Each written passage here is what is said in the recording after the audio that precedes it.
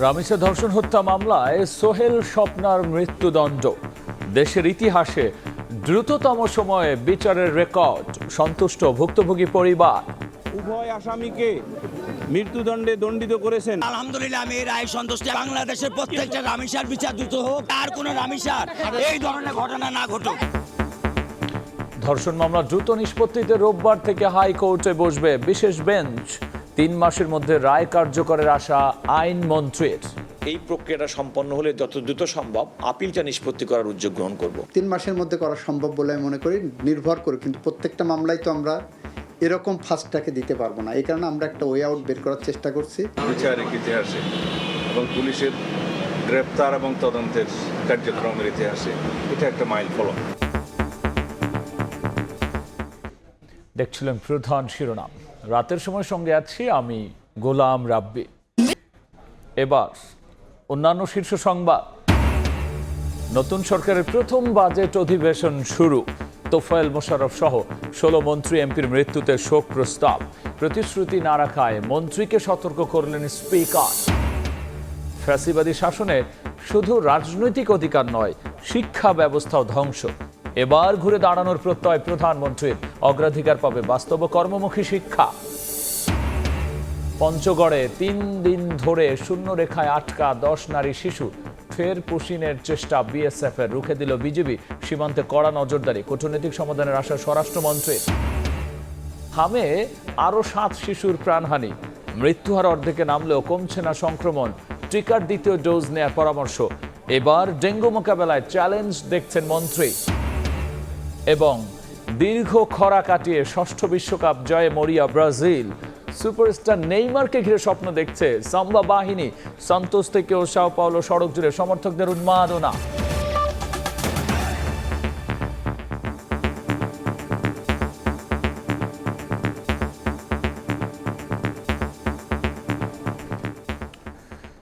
রামিসা ধর্ষণ ও হত্যা মামলায় সোহেল রানা ও তার স্ত্রী স্বপ্নার মৃত্যুদণ্ডের রায় দিয়েছেন আদালত। শিশু সহিংসতা দমন ট্রাইব্যুনালের রায়ে মাত্র 5 কর্মদিবসেই শিশু ধর্ষণের বিচারের দৃষ্টান্ত গড়ল দেশের বিচার বিভাগ। রায়ে সন্তোষ প্রকাশ করেছে রামিসার পরিবার ও রাষ্ট্রপক্ষ। সামদানি প্রত্যয়কে সঙ্গে নিয়ে আসিফ মোহাম্মদ সিয়ামের রিপোর্ট।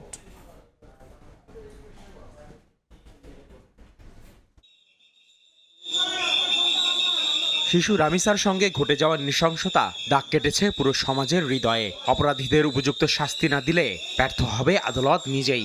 রোববার রামিসা ধর্ষণ ও হত্যা মামলার রায় পড়ে শোনানোর সময় এমন মন্তব্য করেন ঢাকার শিশু সহিংসতা দমন ট্রাইব্যুনালের বিচারক মাসরুর সালেকিন। আদালতে দেয়া আসামি সোহেলের জবানবন্দি, সাক্ষীদের বয়ান ও সব প্রমাণের ভিত্তিতে সোহেল ও স্বপ্না দুজনকেই মৃত্যুদণ্ড দেন বিচারক। রায়ে সন্তুষ্ট হয়ে দ্রুত কার্যকরের দাবি জানান রামিসার বাবা। আলহামদুলিল্লাহ, আমি এই রায় সন্তুষ্ট। বাংলাদেশের প্রত্যেকটা রামিসার বিচার দ্রুত হোক এবং দ্রুত থেকে দ্রুত সময়ের ভিতরে সেই রায় কার্যকর হোক এবং বাংলাদেশে আর কোন রামিসার এই ধরনের ঘটনা না ঘটুক। মৃত্যুদণ্ডের রায় শুনেও স্বাভাবিক ছিলেন সোহেল। রায়ের পর্যবেক্ষণে আদালত বলেন, এই আসামিদের সংশোধনের আর সুযোগ নেই। তারা মুক্ত থাকলে নিরাপদে থাকবে না সমাজের কোনো শিশু। কোনো শিশুর মধ্যে যদি এই ধরনের ন্যাক্কারজনক অপরাধ সংঘটিত হয়, তার ক্ষেত্রে কোনো ধরনের দয়া দাক্ষিণ্য না দেখিয়ে সিভিয়ার পানিশমেন্ট দিতে হবে এবং তারই নিরিখে মাননীয় ট্রাইব্যুনাল মৃত্যুদণ্ডে দণ্ডিত করেছেন উভয় আসামিকে। রামিসাকে ধর্ষণের সময় সেই ফ্ল্যাটেই ছিলেন স্বপ্না। আদালত বলেন, স্বপ্না চাইলেই রক্ষা পেত শিশু রামিসা। তাই সমান অপরাধে স্বপ্নাকেও অপরাধী সাব্যস্ত করেন আদালত। পর্যাপ্ত সুযোগ থাকা সত্ত্বেও সে তার স্বামীকে ঘটনা থেকে নিবৃত্ত করার চেষ্টা করে নাই। সে দরজা বন্ধ করে তাকে সহযোগিতা করেছে, সেই জন্য তারও মৃত্যুদণ্ড দেওয়া হয়েছে। রায়ের প্রতিক্রিয়ায় সরকার নিযুক্ত আসামিপক্ষের আইনজীবী বলেন, অপরাধের বিচার হয়েছে, এতে সতর্ক হবে অন্যরাও। সরকার একটা মেসেজ দিতে চায় রাষ্ট্রের কাছে, সমাজের কাছে, মানুষের কাছে। সেটা হচ্ছে অপরাধী অপরাধ করে পার পাবে না এবং এদের নৃশংস কোনো ঘটনা যেন পুনরাবৃত্তি এই দেশে না ঘটে, সেজন্য এই মামলার বিচার কি একটি নজির হয়ে থাকবে। ফাঁসির রায়ের পাশাপাশি সোহেলকে 5 লাখ ও স্বপ্নাকে 2 লাখ টাকা অর্থদণ্ড দেন আদালত। রামিসার মৃত্যুর পর বিচার নিয়ে যে প্রশ্ন উঠেছিল তার উত্তর আজ মিলল আদালতে। এই রায় শুধু রামিসার নয়, বরং প্রতিটি নারী ও শিশুর যারা আতঙ্কে থাকেন সোহেলের মতো হায়নাদের কারণে। আসিফ মোহাম্মদ সিয়াম, সময় সংবাদ, ঢাকা। এদিকে রামিসা ধর্ষণ হত্যা মামলার রায়ের রেকর্ড পাওয়ার পর উচ্চ আদালতে দ্রুত নিষ্পত্তির উদ্যোগ নেওয়া হবে বলে জানিয়েছেন অ্যাটর্নি জেনারেল। সব আইনি প্রক্রিয়া শেষে 3 মাসের মধ্যে রায় কার্যকরের আশা আইনমন্ত্রীর। এদিকে ধর্ষণ মামলার দ্রুত নিষ্পত্তিতে রোববার থেকে হাইকোর্টে বিশেষ বেঞ্চ বসবে বলে জানিয়েছেন প্রধান বিচারপতি। মাত্র ১৯ দিনের মাথায় নৃশংস ও চাঞ্চল্যকর রামিসা ধর্ষণ ও হত্যা মামলার রায় ঘোষণা করল বিচারিক আদালত। যদিও আলোচিত অনেক মামলা নিম্ন আদালতে দ্রুত নিষ্পত্তি হলেও আসিয়া, রাজন, রাকিব সহ দেশের স্পর্শকাতর ও আলোচিত শিশু হত্যা ও সহিংসতার অনেক মামলা উচ্চ আদালতে আটকে আছে বছরের পর বছর ধরে। রামিসার মামলার শেষ পরিণতিও কি তাই হবে, এমন প্রশ্নই এখন সবার। এটা নিয়ে করছি। যদিও রায়ের পর প্রাথমিক প্রতিক্রিয়ায় রাষ্ট্রের সর্বোচ্চ আইন কর্মকর্তা বলেন, বিচারিক আদালতের নথি পাওয়ার পর উচ্চ আদালতেও দ্রুত সময়ে মামলার শুনানি ও আপিল নিষ্পত্তির উদ্যোগ নেওয়া হবে। অ্যাটর্নি জেনারেল অফিসের পক্ষ থেকে আমাদের অবস্থান হচ্ছে, আমরা দ্রুততম সময়ে রেকর্ড প্রাপ্তির পরে আমরা চেষ্টা করব যে মামলাটির শুনানির ব্যবস্থা করতে। সেক্ষেত্রে হয়তো পেপার বুক করতে হতে পারে, প্রাসঙ্গিক যে কাজগুলো আছে সে কাজগুলো সম্পন্ন করা। এই প্রক্রিয়াটা সম্পন্ন হলে যত দ্রুত সম্ভব আপিলটা নিষ্পত্তি করার উদ্যোগ গ্রহণ করব। উচ্চ আদালতেও রায় বহাল থাকবে বলে প্রত্যাশা আইনমন্ত্রীর। সচিবালয়ে আইনমন্ত্রী বলেন, সকল আইনি প্রক্রিয়া শেষ করে 3 মাসের মধ্যে রায় কার্যকর করা সম্ভব। 1 সপ্তাহের মধ্যে যদি ফাইলটা আসে, তার পরের সপ্তাহ থেকে এটাকে পেপার বুকে দিয়ে দিতে পারি। পেপার বুক যদি 15 দিনের মধ্যে আমরা শেষ করতে পারি, বিশেষ বিবেচনা এটা শুনানি করা হয়, শুনানি যদি 2 সপ্তাহের মধ্যে করি, তারপর অ্যাপেলের ডিভিশনে যাবে, 3 মাসের মধ্যে করা সম্ভব বলে আমি মনে করি। নির্ভর করে, কিন্তু প্রত্যেকটা মামলায় তো আমরা এরকম ফাস্টটাকে দিতে পারবো না। এই কারণে আমরা একটা ওয়ে আউট বের করার চেষ্টা করছি, how fast we can do that. দ্রুত সময়ের মধ্যে তদন্ত ও অভিযোগপত্র দায়ের করায় পুলিশের ভূমিকা নিয়ে সন্তোষ প্রকাশ করেছেন স্বরাষ্ট্রমন্ত্রী। সাম্প্রতিক কয়েকটি ঘটনায় পুলিশের ভূমিকার জন্য পুরস্কৃত করার কথাও জানান তিনি। বিচারিক ইতিহাসে এবং পুলিশের গ্রেপ্তার এবং তদন্তের কার্যক্রমের ইতিহাসে এটা একটা মাইল ফলক। এভাবেই আমরা ইনশাআল্লাহ জনপ্রত্যাশা অনুযায়ী দেশে আইনের শাসন প্রতিষ্ঠা করতে চাই। এদিকে নারী ও শিশু নির্যাতনের মামলার শুনানির জন্য আগামী রোববার থেকে হাইকোর্টে বিশেষ বেঞ্চে বিচার কাজ চলবে বলে জানিয়েছেন প্রধান বিচারপতি জুবায়ের রহমান চৌধুরী।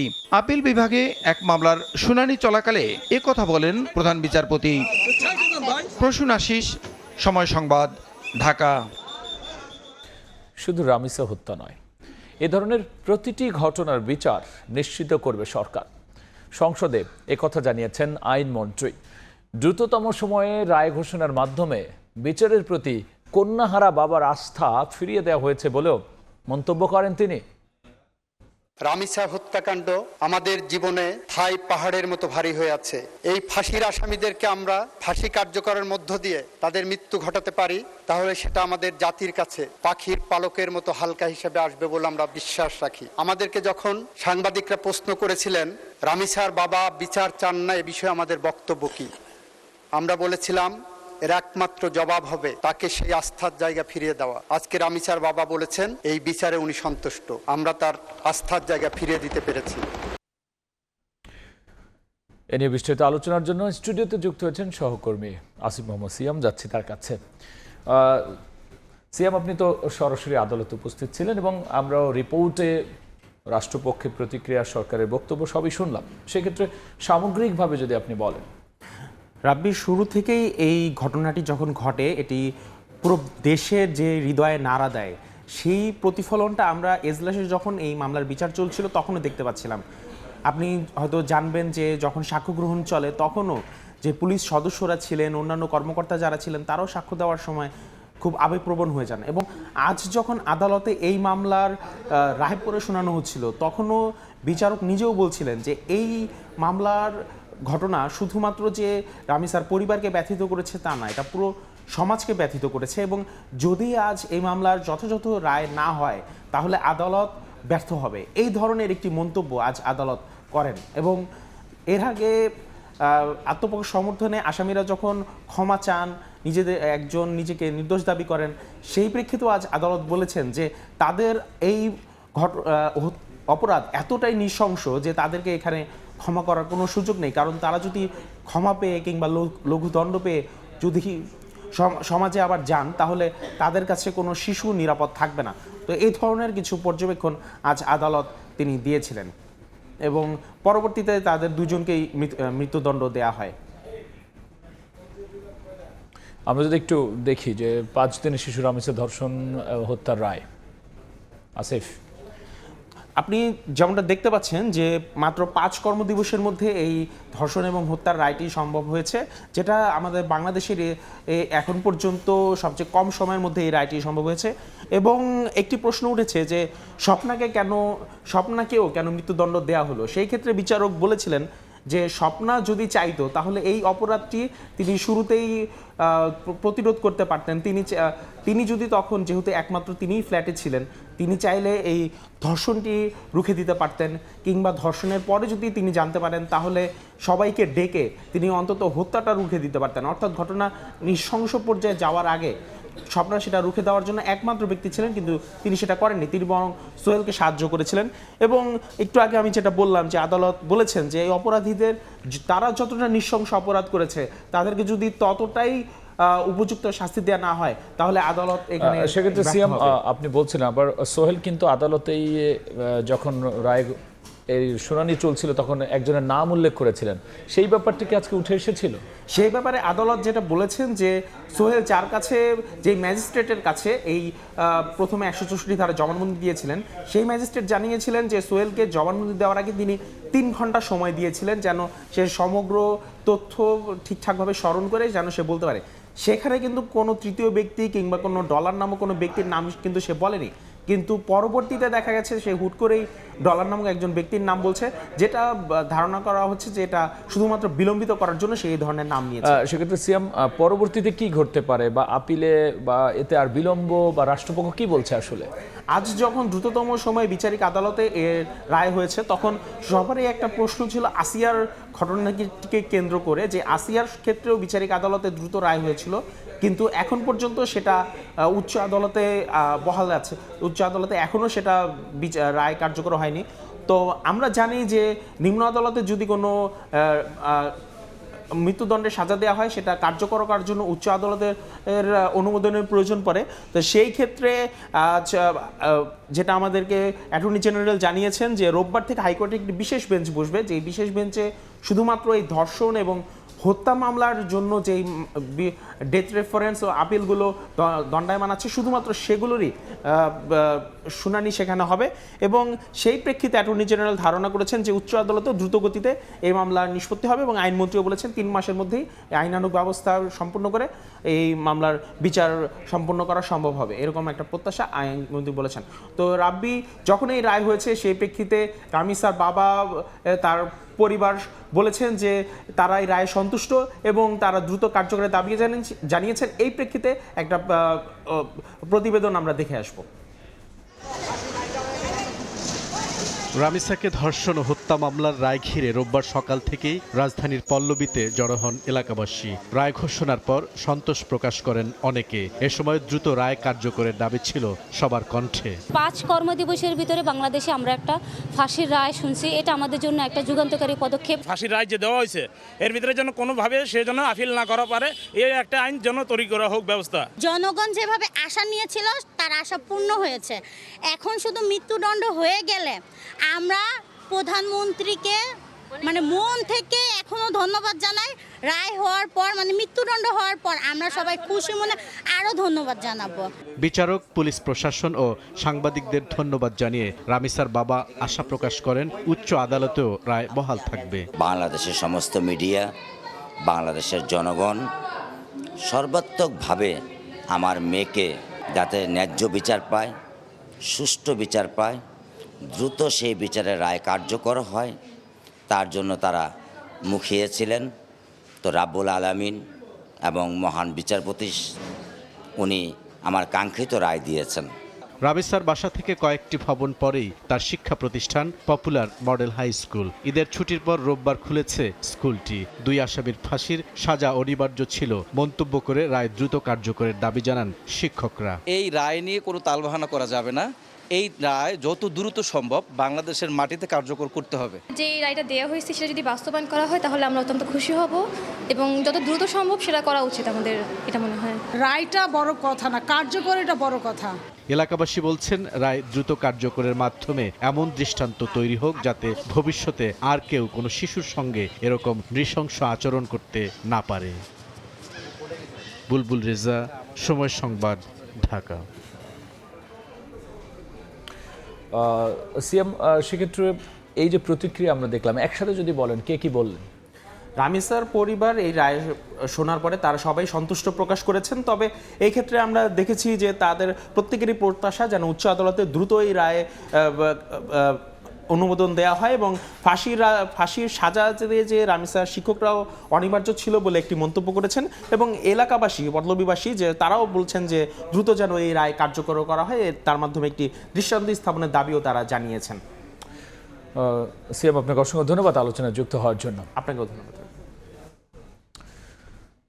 রামিসা হত্যা ধর্ষণের পর এই যে হত্যার যে ঘটনা এবং তার বিচার কাজের সবশেষ নিয়ে আলোচনায় যুক্ত হয়েছিলেন সহকর্মী আসিফ মোহাম্মদ সিয়াম। এবার আসছে বাজেটের খবর।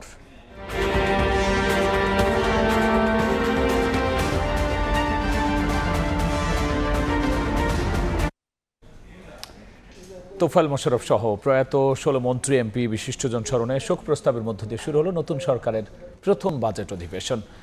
বিকেলে ত্রয়োদশ সংসদের দ্বিতীয় অধিবেশনে সেলিমা রহমান সহ 5 জনকে সভাপতি মণ্ডলীর সদস্য নির্বাচিত করা হয়। পরে বিদ্যুৎ ও জ্বালানি সংকটে সংসদ সদস্যদের প্রশ্নের জবাব দেন মন্ত্রী ইকবাল হাসান মাহমুদ।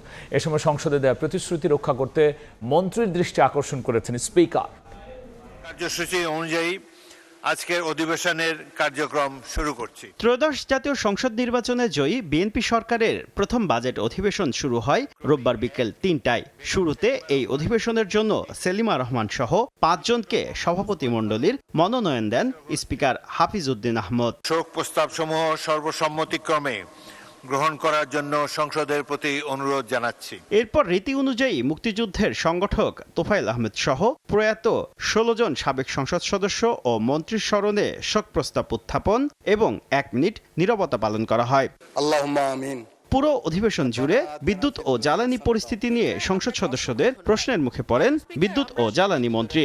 জবাবে তিনি জানান, দেশে বর্তমানে বিদ্যুতের ঘাটতি নেই, ঝড় বৃষ্টির কারণে সাময়িক বিভ্রাট হতে পারে। এ সময় প্রতিশ্রুতি দিয়েও 1 মে থেকে আশুগঞ্জ সার কারখানায় কেন গ্যাস সরবরাহ করা হচ্ছে না তা নিয়ে মন্ত্রীকে তোপ দাগান স্বতন্ত্র সংসদ সদস্য রুমিন ফারহানা। মাননীয় মন্ত্রী এই মহান সংসদে দাঁড়িয়ে আমাকে কথা দিয়েছিলেন যে 1 মের মধ্যে আশুগঞ্জ ফার্টিলাইজারে গ্যাসের সংযোগ দেয়া হবে। এরপরে আরো 1 মাস 3-4 দিন পার হয়ে গেছে, এখনো গ্যাসের সাপ্লাই আমরা পাইনি। উত্তরে গ্যাস সংকটের কথা উল্লেখ করেন ইকবাল হাসান মাহমুদ। এ সময় কোনো প্রতিশ্রুতি দেওয়ার আগে আনুষঙ্গিক বিষয়গুলো পর্যালোচনা করে নিতে মন্ত্রীকে পরামর্শ দেন স্পিকার। উনি বিদ্যুৎ ছাড়ছেন, আবার ওনার ফার্টিলাইজার ফ্যাক্টরি তো চালাতে বলছেন। গ্যাসের তো আমার সংকট আছে, সেই জন্য আমাদের বিদ্যুৎ প্ল্যান্টগুলো চালিয়ে রাখতে হচ্ছে এবং সেই জন্য তার ওখানে সংযোগ দিতে পারছি না আমরা। মাননীয় মন্ত্রী, আপনি কিন্তু সংসদে বলেছিলেন 1 তারিখ থেকে গ্যাস যাবে, সেটি বোধহয় পাওয়া যায়নি। তো সংসদে যে প্রতিশ্রুতি দেবেন সেটা ড্রিলিং বা অন্যান্য যাবতীয় আনুষঙ্গিক বিষয় স্টাডি করে তারপরে সংসদে প্রতিশ্রুতি দেবেন। সবশেষে জ্বালানি পরিস্থিতি মোকাবেলায় গঠিত বিশেষ কমিটির প্রতিবেদন সংসদে উপস্থাপন করেন মন্ত্রী, যেখানে কমপক্ষে 3 মাসের জ্বালানি তেলের মজুত নিশ্চিত করা, জ্বালানি সরবরাহ পূর্ণাঙ্গ অটোমেশন করা এবং আমদানির উৎস বহুমুখীকরণ সহ 12টি সুপারিশ তুলে ধরা হয়। শুভ খান, সময় সংবাদ, ঢাকা। ফ্যাসিবাদী শাসনে শুধু রাজনৈতিক অধিকার নয়, ধ্বংস হয়েছে শিক্ষা ব্যবস্থাও। এমন মন্তব্য করে প্রধানমন্ত্রী তারেক রহমান বলেছেন, এবার বাংলাদেশের ঘুরে দাঁড়ানোর পালা।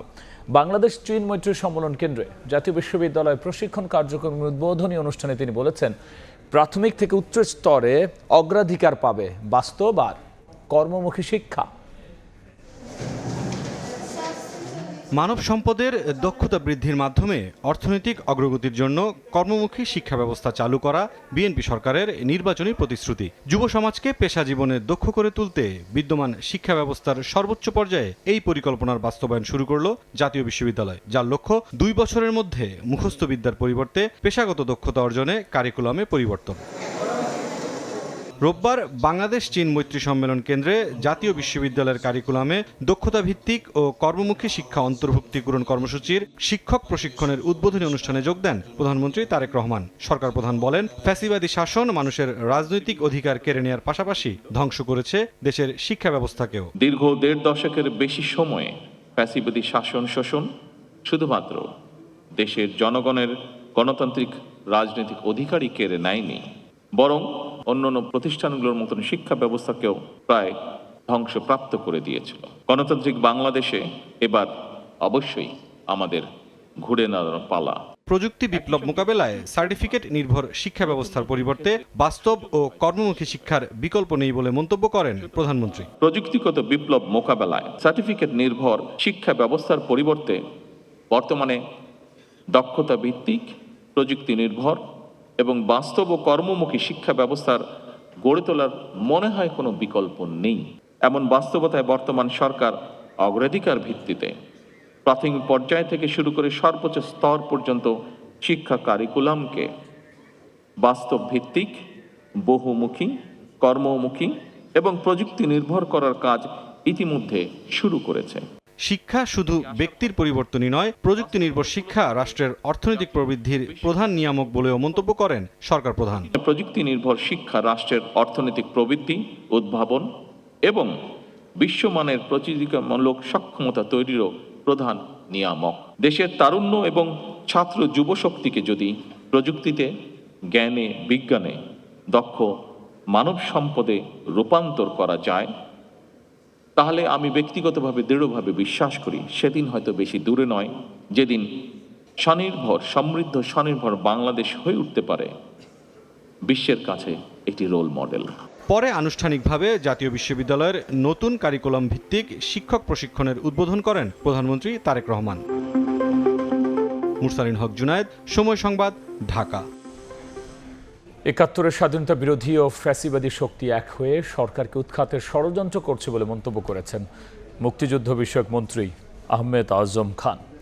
এদিকে যাচাই বাছাই শেষে ৬,০০০ অমুক্তিযোদ্ধাকে তালিকা থেকে বাদ দেওয়ার উদ্যোগ নেওয়া হয়েছে বলে জানিয়েছেন মুক্তিযুদ্ধ বিষয়ক প্রতিমন্ত্রী ইশরাক হোসেন।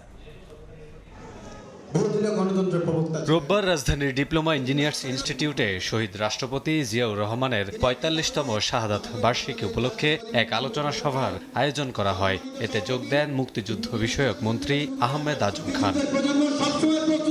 মন্ত্রী জানান, বীর মুক্তিযোদ্ধাদের জন্য একের পর এক প্রকল্প নেওয়া হচ্ছে যাতে তারা কোনোভাবেই বঞ্চিত না হন। ফ্যাসিবাদী সরকার দেশকে লণ্ডভণ্ড করে পালিয়ে গেছে মন্তব্য করে তিনি বলেন, ভঙ্গুর অর্থনৈতিক পরিস্থিতি থেকে দেশকে এগিয়ে নেওয়ার চেষ্টা করছে বিএনপি সরকার। সরকারকে উৎখাত করবার জন্য নানা রকমের ষড়যন্ত্রে লিপ্ত। একদিকে ৭১-এ যারা এই মহান মুক্তিযুদ্ধের বিরুদ্ধে দাঁড়িয়েছিলেন তারা, আরেকদিকে যারা এই দেশটাকে লণ্ডভণ্ড করে দিয়ে পালিয়েছে সেই ফ্যাসিবাদ। এদিকে জাতীয় মুক্তিযোদ্ধা কাউন্সিল পুনর্গঠন করে অমুক্তিযোদ্ধাদের বাদ দিয়ে সরকার জাতিকে কলঙ্কমুক্ত করতে চায় বলে জানান মুক্তিযুদ্ধ বিষয়ক প্রতিমন্ত্রী ইশরাক হোসেন। বলেন, বিগত আওয়ামী লীগ সরকার অমুক্তিযোদ্ধাদের অন্তর্ভুক্ত করে প্রকৃত মুক্তিযোদ্ধাদের হেয় করেছে। বিগত ১৭ বছরে বহু অমুক্তিযোদ্ধাদের মুক্তিযোদ্ধা তালিকায় অন্তর্ভুক্ত করার মাধ্যমে এক প্রকার মুক্তিযোদ্ধাদের হেয় প্রতিপন্ন, অপমান করা হয়েছে। আগামী দিনে জাতীয় মুক্তিযোদ্ধা কাউন্সিলও পুনর্গঠন করে সেখানে সঠিক ব্যক্তিদেরকে যাতে নিয়োগ দেওয়া হয়। অনুষ্ঠানে বিএনপির স্থায়ী কমিটির সদস্য ডক্টর আব্দুল মঈন খান বলেন, ৭২ থেকে ৭৫ সালে বাংলাদেশের মানুষের প্রত্যাশা ধ্বংস করা হয়েছে। ৭১-এর যে মুক্তিযুদ্ধ, মানুষের অনেক প্রত্যাশা ছিল, কিন্তু ৭২ থেকে ৭৫ 3 বছর, মাত্র 3 বছরের ব্যবধানে বাংলাদেশের মানুষ কি দেখলো, সেই প্রত্যাশা ধ্বংস হয়ে গেছে। আলোচনা সভায় দেশের বিভিন্ন প্রান্তের মুক্তিযোদ্ধারা অংশ নেন। আগামীর বাংলাদেশ বিনির্মাণে মুক্তিযোদ্ধারা আগের মতোই কাজ করে যাবেন বলেও প্রত্যয় ব্যক্ত করেন। কামরুল হাসান, সময় সংবাদ, ঢাকা। 3 দিন ধরে পঞ্চগড়ের বড় বাড়ির সীমান্তের শূন্যরেখায় অবস্থান করছে নারী শিশুসহ 10 জন। আজ আবারও বিএসএফ তাদের পুশিনের চেষ্টা করলে বিজিবির বাধায় তা পণ্ড হয়ে যায়। মেহেরপুর, ঝিনাইদহ সহ দেশের সব সীমান্তেই নজরদারি হয়েছে বাড়ানো, আর সতর্ক অবস্থানে রয়েছে গ্রামবাসীও। তবে কূটনৈতিক প্রক্রিয়ায় পুশিন সমস্যার সমাধানের আশা স্বরাষ্ট্রমন্ত্রীর।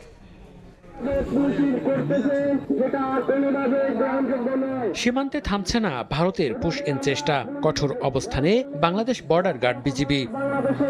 পঞ্চগড়ের বড়বাড়ি প্রধানপাড়া সীমান্ত দিয়ে পুশ ইন চেষ্টার 2 দিন পরও শূন্যরেখায় অবস্থান করছে শিশুসহ 10 জন। শুক্রবার ভোরে তাদের বাংলাদেশে ঠেলে পাঠানোর চেষ্টা করে বিএসএফ। এরপর রোববার দুপুরে আবারও তাদের পুশ ইন চেষ্টা বিজিবির বাধায় পণ্ড হয়। মানবেতর দিন পার করছেন তারা। পতাকা বৈঠকের পরও তাদের ফিরিয়ে নেওয়া হয়নি বলে জানায় বিজিবি।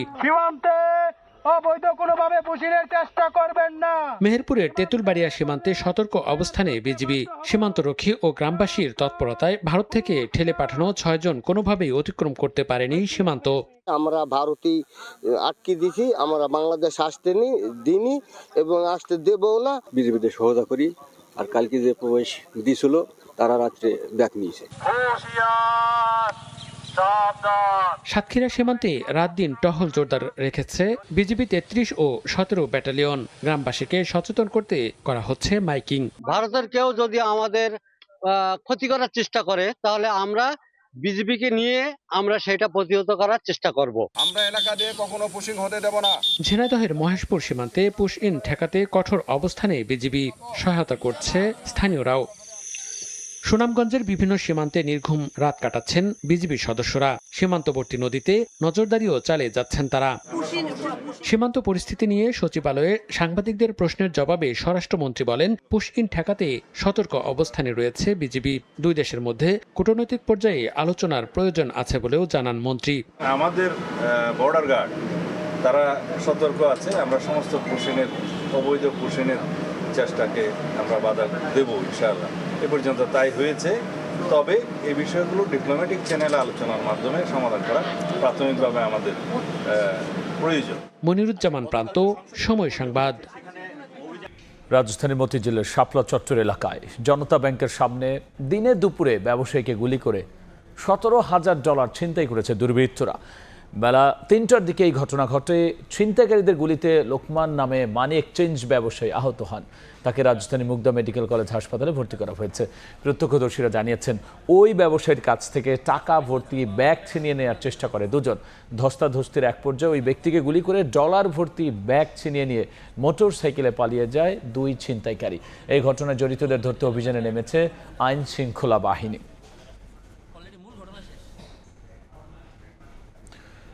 ব্যবসায়ীকে ডিবি পরিচয় পথরোধ করে ডাকাত দল, ছিনিয়ে নেয় 57 ভরি স্বর্ণ, 1.5 লাখ টাকা। রাজধানীর ওয়ারির এই ঘটনায় 9 ডাকাতকে গ্রেফতারের পর এই তথ্য জানিয়েছে পুলিশ। উদ্ধার করা হয়েছে লুট করা 17 ভরি স্বর্ণ ও টাকা। 27 মে রাত 10টা ওয়ারির রথখোলা সড়ক দিয়ে স্বর্ণ ও নগদ টাকা নিয়ে বাসায় ফিরছিলেন ব্যবসায়ী হরিপদ পাল। পথে ডিবি পরিচয়ে একদল ডাকাত পথ রোধ করে। মামলার হুমকি দিয়ে 57 ভরি স্বর্ণ ও 1,47,000 টাকা ছিনিয়ে নেয় তারা। ওয়ারি থানায় মামলার পর তদন্তে নেমে পুলিশ জানতে পারে ছিনতায় জড়িত আন্তজেলা ডাকাত চক্র। ইত্তেফাক মোড় থেকে গ্রেপ্তার করা হয় 6 জনকে। তাদের তথ্যে কেরানীগঞ্জ থেকে আরও 3 জনকে গ্রেপ্তার করে পুলিশ। তাদের কাছ থেকে উদ্ধার করা হয় লুণ্ঠিত 17 ভরি স্বর্ণ ও টাকা। এই ঘটনায় আমরা মোট 9 জন ব্যক্তিকে ডাকাত দলের সদস্যকে গ্রেপ্তার করি এবং তাদের কাছ থেকে 57 ভরি স্বর্ণ যে লুণ্ঠিত হয়েছিল এবং 1,47,000 টাকা, তার পরিবর্তে আমরা 17 ভরি স্বর্ণ, গলিত স্বর্ণ, এটি গলিত স্বর্ণ এবং 6,80,000 টাকা উদ্ধার করতে সক্ষম। ওয়ারিতে যে স্বর্ণ মার্কেট, এখানেরই তাদের মানে তথ্যদাতা থাকে আর কি, লুকায়িত অবস্থায়, এবং তাকেও আমরা গ্রেপ্তার করেছি। সংবাদ সম্মেলনে জানানো হয়, দীর্ঘদিন ধরে চক্রটি মূলত ডিবি পরিচয়ে অপরাধ করে আসছিল। তারা ডিবি পরিচয় দিয়েছিল এবং যে ভিকটিম তাকে বলেছিল যে আপনার কাছে অবৈধ মালামাল রয়েছিল। আসলে ভিকটিম তো তার যে স্বর্ণালঙ্কারগুলো একটি বাটিতে, একটি টিফিন ক্যারিয়ারে করে বহন করছিল। বলেছে যে আপনার এই টিফিন ক্যারিয়ারতে মাদকদ্রব্য রয়েছে, আপনি যদি আমাদের সাথে না যান আপনাকে মানে বিভিন্ন মামলার ভয়ভীতি দেখানো হয়েছিল। পুলিশের দাবি, গ্রেপ্তার আসামিদের বিরুদ্ধে রাজধানীর বিভিন্ন থানায় ডাকাতির মামলা রয়েছে। ডাকাতি মামলা রয়েছে, যেমন আমরা পেয়েছিলাম। স্বপন আহমেদ, সময় সংবাদ, ঢাকা। রাজধানী বাড্ডা, কক্সবাজার ও নারায়ণগঞ্জে অবৈধ সম্পদ গড়েছেন ঢাকা মহানগর গোয়েন্দা পুলিশের সাবেক প্রধান হারুনা রশিদ। দুদকের আবেদনে এসব সম্পদ জব্দের নির্দেশ দিয়েছেন আদালত। সাবেক আইজিপি নূর মোহাম্মদের সম্পদ পরিমাপে গণপূর্ত অধিদপ্তরের সমন্বয়ে কমিটি গঠন করা হয়েছে।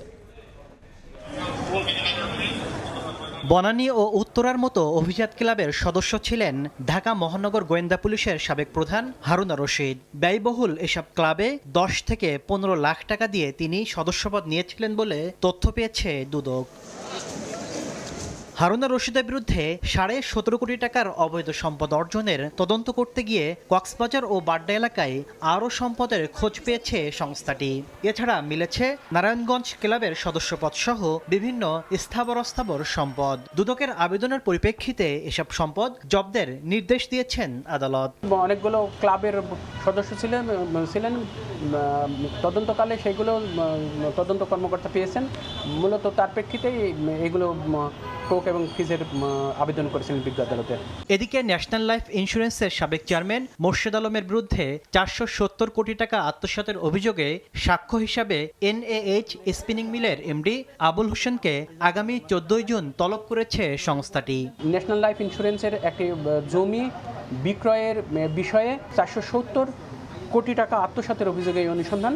MAH স্পিনিং মিল এর ব্যবস্থাপনা পরিচালককে আগামী 14/6 তারিখে তার বক্তব্য জানার জন্য মূলত অনুসন্ধানকারী কর্মকর্তা ডেকেছেন।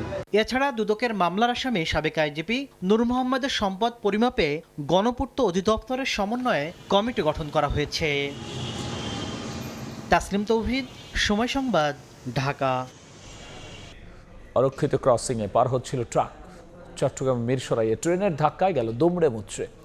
আর এতে ঢাকা চট্টগ্রাম এক লাইনে ট্রেন চলাচল রয়েছে বন্ধ। ঝিনাইদহে লাইনচ্যুত হয়েছে মালবাহী ট্রেনের 3টি ট্যাঙ্কার। 9.5 ঘন্টা বন্ধ থাকার পর খুলনার সঙ্গে উত্তরাঞ্চলের রেল যোগাযোগ হয়েছে স্বাভাবিক। রেল লাইনের পাশে দুমড়ে মুচড়ে পড়ে আছে বালু ভর্তি ট্রাক। চলন্ত ট্রেনের সঙ্গে ধাক্কা লেগে এই দশা। রোববার সকালে চট্টগ্রামের মিরসরাইয়ে রেল ক্রসিং পার হওয়ার সময় বালু ভর্তি একটি ট্রাক হঠাৎ বিকল হয়ে যায়। এই সময় চট্টগ্রাম থেকে সিলেটগামী পাহাড়িকা এক্সপ্রেস ট্রাকটিকে ধাক্কা দেয়। এতে ট্রাকটি দুমড়ে মুচড়ে লাইনের পাশে ছিটকে পড়ে। ঘটনার পর বন্ধ রয়েছে ঢাকার সঙ্গে চট্টগ্রামের এক পাশে ট্রেন চলাচল।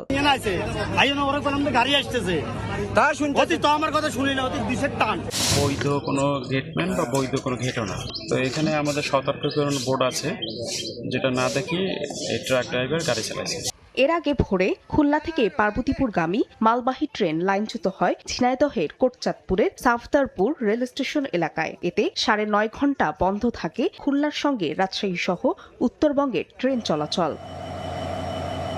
এদিকে রেল যোগাযোগ বন্ধ থাকায় চুয়াডাঙ্গা সহ আশপাশের স্টেশনে ঘন্টার পর ঘন্টা ট্রেনের অপেক্ষায় ছিল যাত্রীরা। ফাহিয়া ফারজানা, সময় সংবাদ।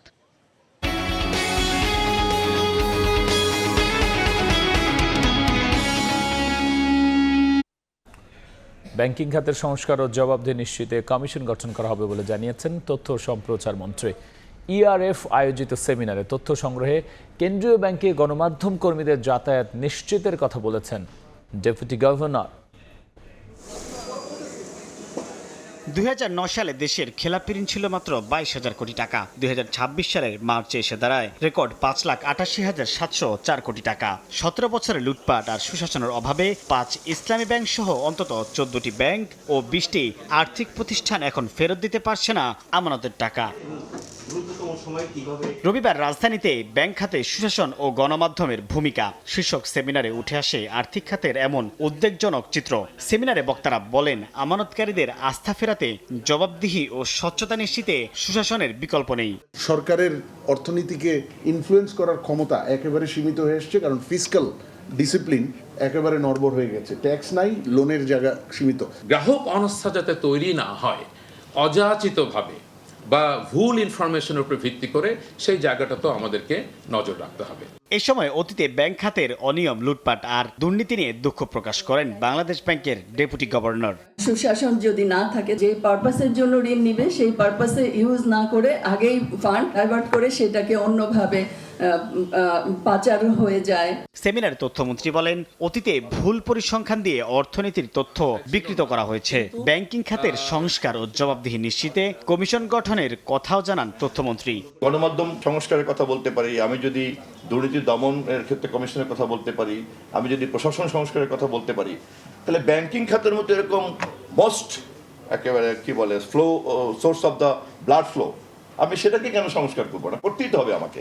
রাষ্ট্র ও রাজনৈতিক প্রক্রিয়ায় সুশাসন ছাড়া ব্যাংক খাতে শৃঙ্খলা নিশ্চিত সম্ভব নয় বলেও জানান তথ্যমন্ত্রী। শেয়ার বাজারকেও কিন্তু আমাদের বিবেচনায় রাখতে হবে। সাইফুল ইসলাম, সময় সংবাদ, ঢাকা।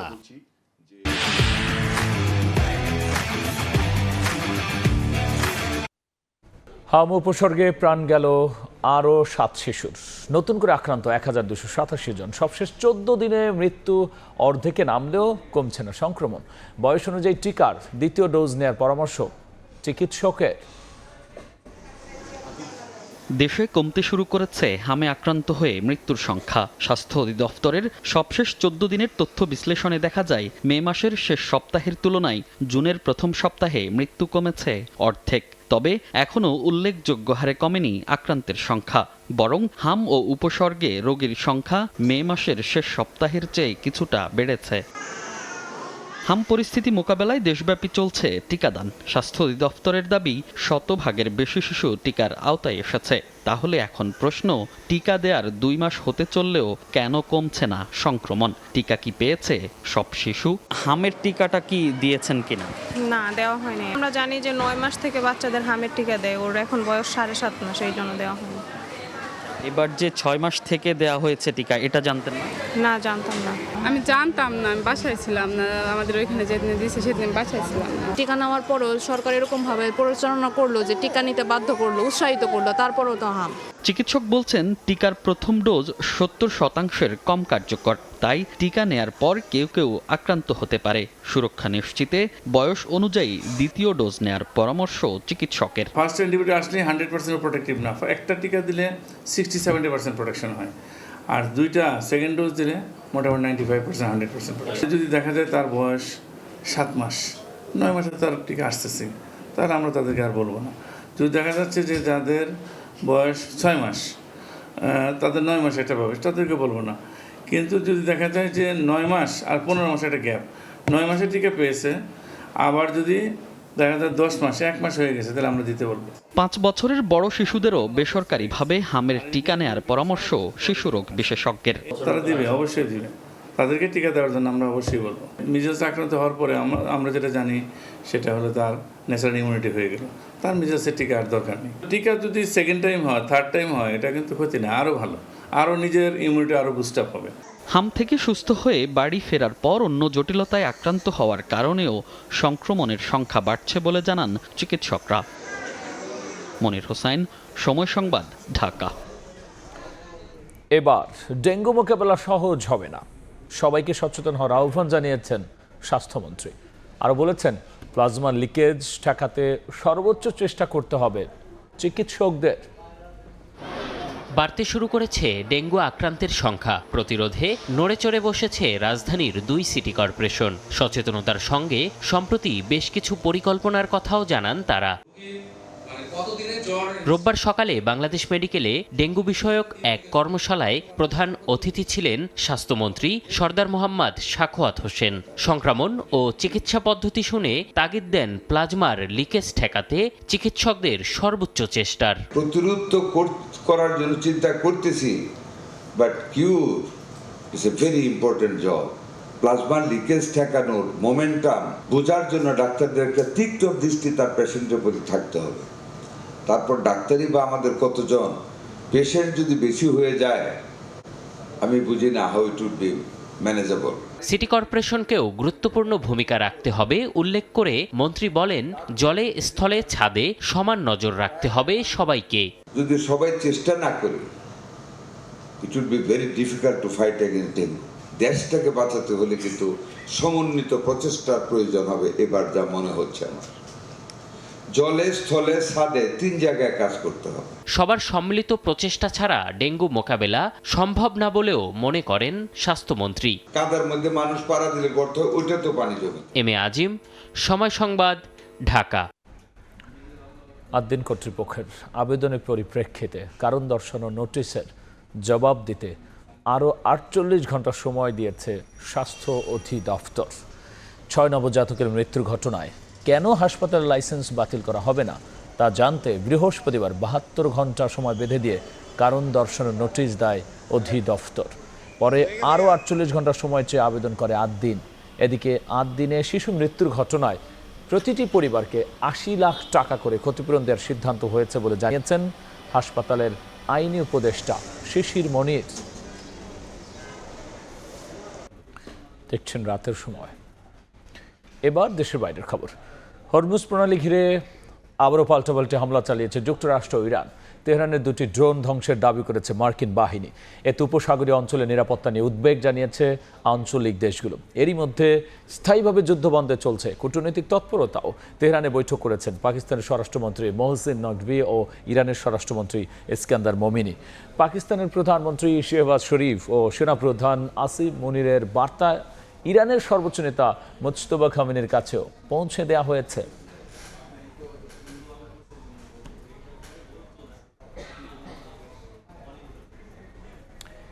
প্রায় 7 বছর পর উত্তর কোরিয়া সফরে যাচ্ছেন চীনের president Xi Jinping. Kim Jong উনের আমন্ত্রণে কাল একদিনের এই সফরে যাবেন তিনি। বিশ্লেষকদের মতে উত্তর পূর্ব এশিয়ার পরিবর্তিত ভূ রাজনৈতিক বাস্তবতায় বেইজিং ও পিয়ংইয়াং এর সম্পর্ক আরও শক্তিশালী করার বার্তা দেবে চীনা প্রেসিডেন্টের এই সফর। আলোচনার এজেন্ডায় থাকবে দ্বিপক্ষীয় সম্পর্ক, আঞ্চলিক নিরাপত্তা ও অর্থনৈতিক সহযোগিতা। আন্তর্জাতিক নিষেধাজ্ঞার মধ্যে উত্তর কোরিয়ার সবচেয়ে গুরুত্বপূর্ণ অর্থনৈতিক ও কূটনৈতিক অংশীদার হিসেবে গুরুত্বপূর্ণ ভূমিকা পালন করছে চীন। চলতি বছরে এটি শি জিনপিং এর প্রথম বিদেশ সফর। দেখছেন রাতের সময়। পরিচালনা পর্ষদের সর্বোচ্চ ভোট পেয়ে বিনা প্রতিদ্বন্দ্বিতায় বিসিবি সভাপতি নির্বাচিত হয়েছেন তামিম ইকবাল। সংবাদ সম্মেলনে বলেছেন, বাবার দেয়া বোর্ডের তকমা বদলে ক্রিকেটের দোয়া বোর্ড করতে চান তিনি। আন্তর্জাতিক অঙ্গনে ভাবমূর্তি পুনরুদ্ধারের সঙ্গে দেশের ক্রিকেটকে এগিয়ে নেওয়ার প্রতিশ্রুতিও দিয়েছেন বিসিবি বস। আরও একটা বিসিবি নির্বাচন। সব ক্যাটাগরিতে প্রতিদ্বন্দ্বিতা না হলেও ক্লাব ক্যাটাগরিতে ছিল হাড্ডাহাড্ডি লড়াই, তবে জয় পেয়েছেন অনেকটা অনুমিতরাই। ক্লাব ক্যাটাগরিতে 12 পরিচালক পদে 16 জন প্রতিদ্বন্দ্বিতা করেছেন। অভাগা 4 জন বাদ পড়েছেন। তারা হলেন আমজাদ হোসেন, ফয়াজুর রহমান, বুরহানুল হোসেন ও ইমরুজ আহমেদ। সর্বোচ্চ 73 ভোট পেয়ে নির্বাচিত তামিম ইকবাল। ইশরাফিল খসরু আর ইব্রাহিম আহমেদ পেয়েছেন 72 ভোট করে। ক্লাব ক্যাটাগরিতে বাকিরা হলেন মাসুদুজ্জামান, ইয়াসিন মোহাম্মদ ফয়সাল, ফাহিম সিনহা, শানিয়ান তানিম, সাকিফ আহমেদ সালমান, আসিফ রাব্বানি, ইয়াসির আব্বাস, রফিকুল ইসলাম বাবু ও ডাক্তার শামীম। জেলা ও বিভাগ ক্যাটাগরিতে ভোট হয়েছে 3 পদে। বরিশালে মুনতাসির আলমকে হারিয়ে নির্বাচিত মিজানুর রহমান। খুলনা থেকে পরিচালক শান্তনু ইসলাম ও শফিকুল আলম। 8 জন বিনা প্রতিদ্বন্দ্বিতায় পরিচালক, জেলা বিভাগ থেকে 7। এর মধ্যে আছেন সাবেক অধিনায়ক মিনহাজুল আবেদিন নান্নু, মির্জা ফয়সল আমিনরা। ক্যাটাগরি 3 থেকে সিরাজউদ্দিন মোহাম্মদ আলমগীর। এই বোর্ডে কে হবেন সভাপতি তা নিয়ে খুব বেশি সংশয় ছিল না। বিনা প্রতিদ্বন্দ্বিতায় 4 বছরের জন্য বিসিবির শীর্ষ চেয়ারে বসলেন তামিম ইকবাল। স্বচ্ছতার সঙ্গে ক্রিকেটকে এগিয়ে নেয়ার প্রত্যয় তার। আমি মনে প্রাণে আশা করি আজকের ইলেকশনের পর আমরা একটা পজিটিভ ওয়েতে সামনের দিকে আগাতে পারবো। সামনে অনেক কঠিন পথ আসবে, আমরা ভুল করব, ভুল থেকে শিখবো, রাইট কাজ করব, এটাই আমাদের করা উচিত আর আমরা তাই করব। বাট ক্রিকেটের উপরে কোনো ধরনের কোনো স্যাক্রিফাইস করা হবে না। প্লেয়ারদেরকে যতটুকু রেসপেক্ট করার দরকার, not only the current cricketers, all the x cricketers, every stakeholder in Bangladesh cricket will be respected. সভাপতি তামিম ইকবাল বলেই সবাই বাড়তি প্রত্যাশা রাখবেন দেশের ক্রিকেট নিয়ে। তারেক হাসান শিমুল, সময় সংবাদ, ঢাকা। এবার ফিফা বিশ্বকাপের খবর। 2002 সালের পর দীর্ঘ খরা কাটিয়ে 2026 বিশ্বকাপে 6ষ্ঠ শিরোপা জয়ে মরিয়া ব্রাজিল। ইতালীয় কোচ কার্লো আনচেলোত্তি সুপারস্টার নেইমারকে ঘিরে স্বপ্ন দেখছে সাম্বা বাহিনী।